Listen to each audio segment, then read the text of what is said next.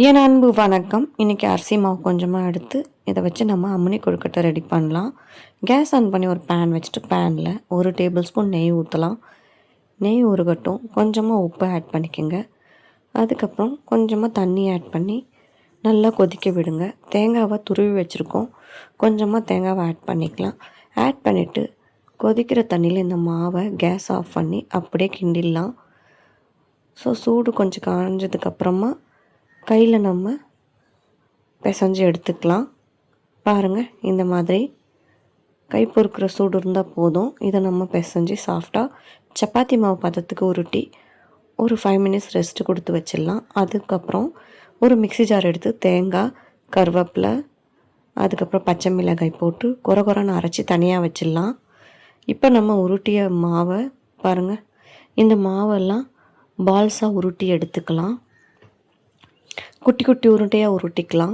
ரொம்ப சூப்பராக இருக்கும். இந்த மாதிரி ட்ரை பண்ணி பாருங்கள். இந்த மாதிரி உருட்டி எடுத்துக்கங்க. கையில் கொஞ்சமாக நெய் தடவிட்டு உருட்டும் போது ஒட்டாமல் வரும். சூப்பராக வரும். சாஃப்டாக இருக்கும். இதே மெத்தடில் நீங்கள் செய்யுங்க. அகெயின் பாருங்கள், நான் உருட்டி காமிக்கிறேன். 2ஆக உருட்டலாம் நம்ம கையிலேயே. பாருங்கள், இந்த மாதிரி 2ஆக எடுத்துகிட்டு அப்படியே உருட்டி எடுத்துக்கலாம். ஈஸியாகவும் முடிஞ்சிடும் நம்மளுடைய ஒர்க்கு.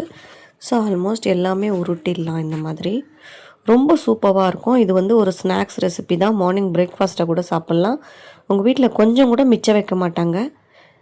இந்த மாதிரி செஞ்சு சாப்பிடும்போது ரொம்ப டேஸ்ட்டாக இருக்கும். பாருங்கள், எல்லாத்தையுமே உருட்டியாச்சு. இப்போ நம்ம ஒரு இட்லி பாத்திரத்தில் நல்லா எண்ணெய் தடவிட்டு அதில் ஸ்ப்ரெட் பண்ணிவிட்டு நல்லா வேக வைக்க போகிறோம். ஒரு 5 மினிட்ஸ் குக் ஆகட்டும்.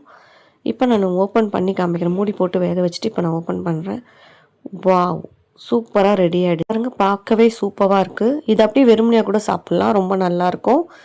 பாருங்கள், இதை தனியாக எடுத்து வச்சிடலாம். கேஸ் ஆன் பண்ணி அதே பேன் வச்சுட்டு பேனில் கொஞ்சமாக எண்ணெய் ஊற்றிக்கலாம். ரீஃபண்ட் ஆயில் தான் ஊற்றிருக்கேன். நெய் இருந்தால் நெய் ஊற்றுங்க.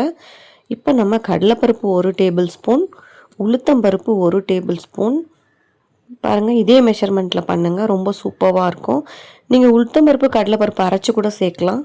நல்லாயிருக்கும். நான் அப்படியே முழுமையாக சேர்க்குறேன். கடுகு, சீரகம் ஆட் பண்ணியிருக்கேன். எல்லாமே நல்லா பொரிஞ்சு வரட்டும். இந்த மாதிரி பாருங்கள். இதில் நம்ம கொஞ்சமாக கருவேப்பிலை ஆட் பண்ணிக்கலாம். அதுக்கப்புறமா கொஞ்சம் பெருங்காயத்தூள் தட்டிக்கலாம். லைட்டாக உப்பு ஆட் பண்ணியிருக்கேன். அப்புறம் கொரன்னு அரைச்சி வச்சுருக்கோம்ல, இந்த விழுதி ஆட் பண்ணிவிட்டு ஒரு காஞ்ச மிளகாவை 2ஆக உடச்சி போட்டுக்கலாம். அவ்வளோதான். இப்போ நம்ம வேக வச்சு வச்சுருக்க இந்த அம்முனி கொழுக்கட்டை எல்லாத்தையும் ஆட் பண்ணி அனல் கம்மியாக வச்சுட்டு அப்படியே கிண்டுங்க. அப்படியே லோ ஃப்ளேம்லேயே கலாரி எடுங்க. ரொம்ப சூப்பராக இருக்கும். நீங்கள் கண்டிப்பாக ட்ரை பண்ணி பாருங்கள். இது ஒரு வித்தியாசமாகவும் இருக்கும், டேஸ்ட்டாகவும் இருக்கும். இதே மாதிரி நீங்கள் ராகி மாவில் செய்யலாம். கொஞ்சமாக கொத்தமல்லி தூவிடுங்க மேலே. நல்லா வாசனையாக கமகமான்னு இருக்கும். அப்புறம் ஜவ்வரிசிலையும் செய்யலாம். நான் எல்லாத்தையுமே பண்ணி காமிக்கிறேன் உங்களுக்கு. இதே மாதிரி உங்கள் வீட்லேயும் நீங்கள் கண்டிப்பாக ட்ரை பண்ணி பாருங்கள். உங்கள் வீட்டில் இருக்க குழந்தைங்களாம் விரும்பி சாப்பிடுவாங்க. புதுசாக ஏதாச்சும் பார்க்கணும் சப்ஸ்கிரைப் பண்ணிவிட்டு பெல் ஐக்கானை கிளிக் பண்ணிவிடுங்க. உங்கள் ஃப்ரெண்ட்ஸ் அண்ட் ஃபேமிலிக்கு ஷேர் பண்ணிவிடுங்க. மீண்டும் சுவைக்க தூண்டும் ஹானாஸ் கிச்சன் தமிழ். தேங்க்யூ ஃபார் வாட்சிங்.